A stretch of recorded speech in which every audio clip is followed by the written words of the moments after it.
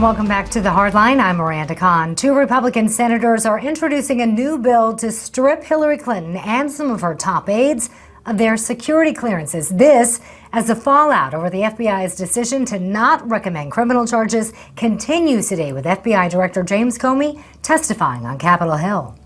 Do you solemnly swear or affirm that the testimony Once again, FBI Director James Comey found himself in the hot seat. Thank you. This time in front of a Republican House-led committee, all of whom seem to have one question on their minds. Did Hillary Clinton break the law? I see evidence of great carelessness. And once again, Director Comey echoed his remarks from just 2 days prior. There is evidence that they were extremely careless in their handling of very sensitive, highly classified information. Did he say classified information? Secretary Clinton said there was nothing marked classified on her emails, either sent or received. I did not email any classified material. Lie! That's not true. Just to clarify, I did not send classified material. Lie! There was classified material. We have seen nothing but stonewalling and dishonesty. And that stonewalling, as House Speaker Paul Ryan refers to it, seems to have many Republicans perplexed. We're mystified. No reasonable prosecutor would bring this case. Today, House Speaker Paul Ryan asked the National Intelligence Director to deny Hillary Clinton all classified information for the rest of her campaign. Ed, back to you. All right, Miranda, thank you so much. Let us dig deeper into the issue of who can handle national secrets and what, if anything, we learned from today's congressional proceedings.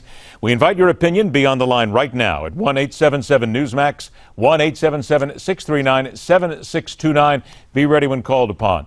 We begin by calling upon the Democratic strategist and veteran speechwriter at Catamount Strategies LLC in Vermont, Christian Hanley, joined by host of Behind the Curtain on Radio America and president of Burkman Associates in Washington, D.C., Jack Burkman. Gentlemen, thanks so much for joining us. Christian, I'm going to go ahead and begin with you. Look, James Comey said that some of Hillary Clinton's email statements simply were not true. He pointed specifically to things that she told the Benghazi committee, and he said all of those statements were false. And we do indeed know that the server at her home was not what James Comey or anybody else would have recommended, and that it was, quite frankly, the wrong thing to do. So I'm going to throw it to you first. Why then should this country and the American electorate trust Hillary Clinton and her aides, and her lawyers for that matter, with sensitive national secrets? I mean, the issue here, Ed, for this election really is kind of the choice between two candidates now. We're getting down to the general election, and Hillary Clinton, despite her shortcomings and despite her mishandling of this information, is the one and only candidate who actually does have a track record of representing this country overseas, of engaging in foreign affairs, foreign relations, and who has the experience we need to take care of this country's national security. I mean, it's really is a study in contrast here between the two candidates. But I'm going to have to stop you there. But I'm going to have to stop you there in all fairness. I have to stop you there in all fairness. You have said the same thing that so many people have said, that she has a track record that makes her eligible. But Christian, do we not have to say in honesty and complete nonpartisanship here that her track record now includes lying to the American people and lying to Congress? And I wouldn't go so far as lying. There's a contradiction here, right? So we have what Comey said recently, yesterday, contrasted with what Hillary Clinton has said in the past year. And from what I've read in greater detail, some of the information that may have been transmitted could have been marked very discreetly classified, such that Clinton could have seen the document, seen the email, and in the moment not have been aware that it was in fact classified. So while I am not denying any discrepancies here, let me be very clear about that. I'm not willing to go as far as using the word lying. All right. So yes, the track record is imperfect. I will concede that. But again, we have to be adults here and study the contrasts. Okay, I'm going to go ahead now and take your words and what we learned today, all fair and all well placed. Jack, I come to you.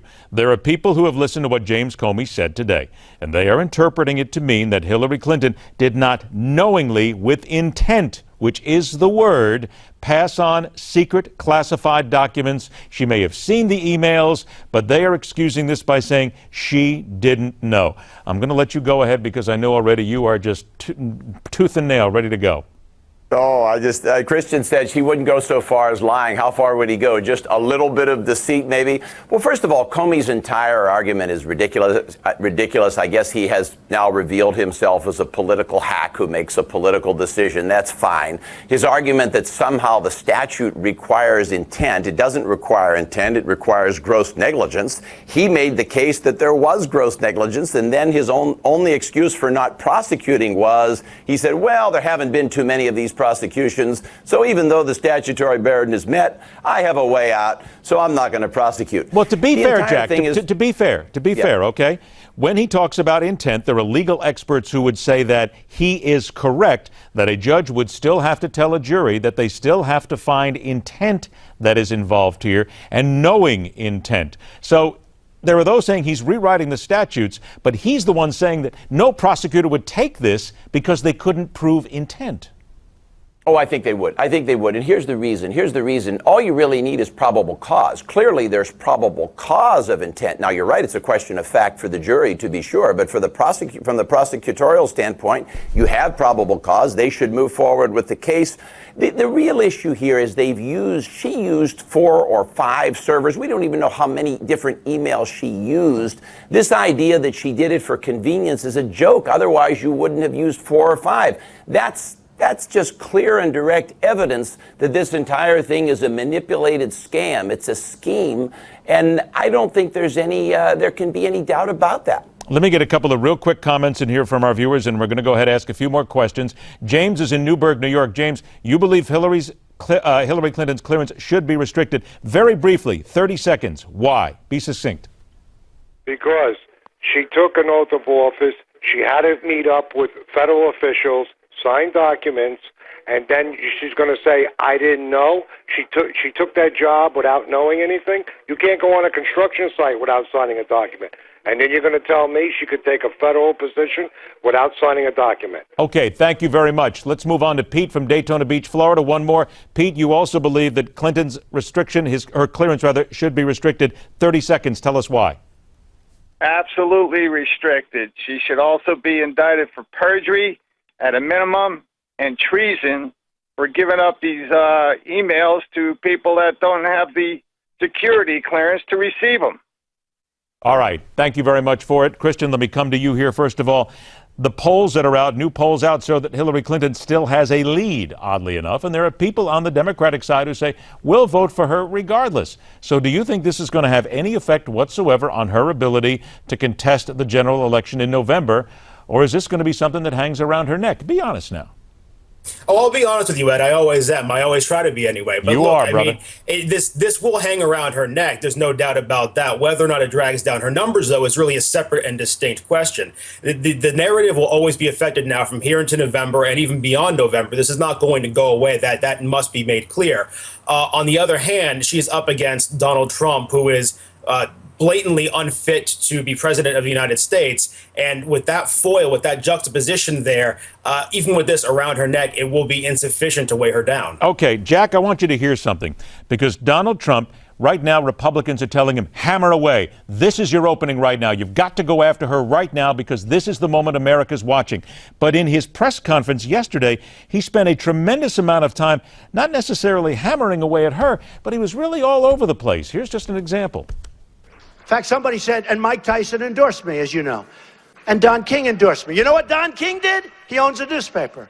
He endorsed Donald Trump for president, Bernie Sanders for vice president. So they show me playing golf at Turnberry. I said, man, I like that. Actually, I never went too well because I love the swing and I look thin. Jack, let's be honest here. We're talking to an audience right now and people who want conservatives and a conservative and a Republican in office right now to defeat Hillary Clinton. Very briefly here, wouldn't you tell Donald Trump, focus away, hammer away, you've got the opening here. Don't sit and wait.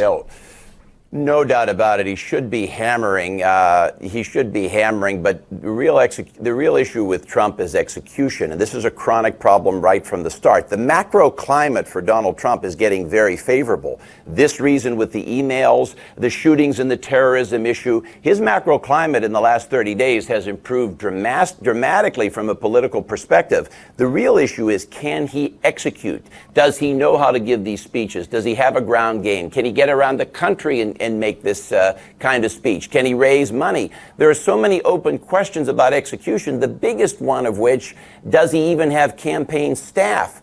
There are just so many unknowns right now about the Trump campaign, but the climate is getting more and more favorable. I need one word from both of you on this because here it comes. I'm going to talk vice president. We never got to talk about it in detail, but here it is. Christian Hanley, your best bet as we stand here right now, sit here right now, as Hillary Clinton's running mate. Tim Kaine. Okay. Jack Burkman for Donald Trump. Tim Scott, senator from South Carolina. Ooh, look at that. Going for the one that nobody actually thinks when they're all talking about Mike Pence and Newt Gingrich. I like that. No. Makes people think out loud. Jack Burkman, Christian Hanley, gentlemen, it's always a pleasure to have you on the show. Thanks so much. We'll do it again soon. Now, the issue of political trustworthiness. We've been talking about this pretty much all show. We're going to talk about that next, plus the reaction to several cop-involved shootings across America. Curtis Sliwa from 77 WABC in New York is around the dial. He's going to take your phone calls coming up next, right here on The Hardline.